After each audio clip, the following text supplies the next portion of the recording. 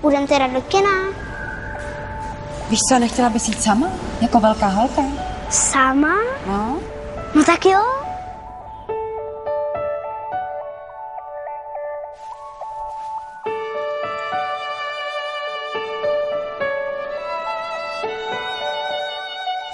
Ahoj, tati, představ si, že jsem včera byla v kině. Bylo to o mimozemštělech, který se vyměnili za lidi. Chápeš? Vypadali úplně stejně, ale chovali se jinak.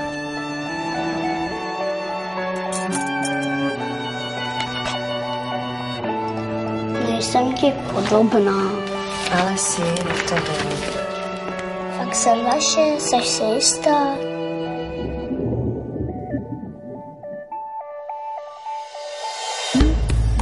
Ahoj. Táta pracuje na letišti.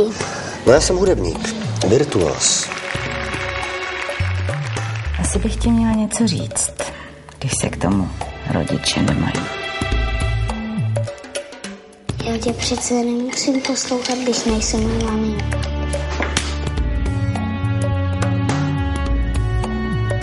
Co si myslíš, že se zbalíš, vezmeš Teresku a odjedeš si s tím fidlalem někam do Japonska? Co se zbláznila, nebo co? To nikdy nedovolím.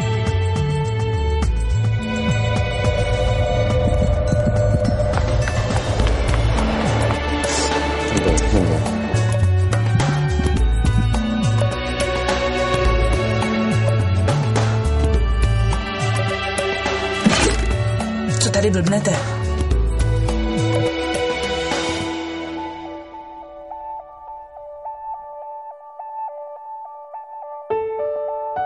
To byl jenom sen. Jen se ti něco ošklivého zdálo, Teresko.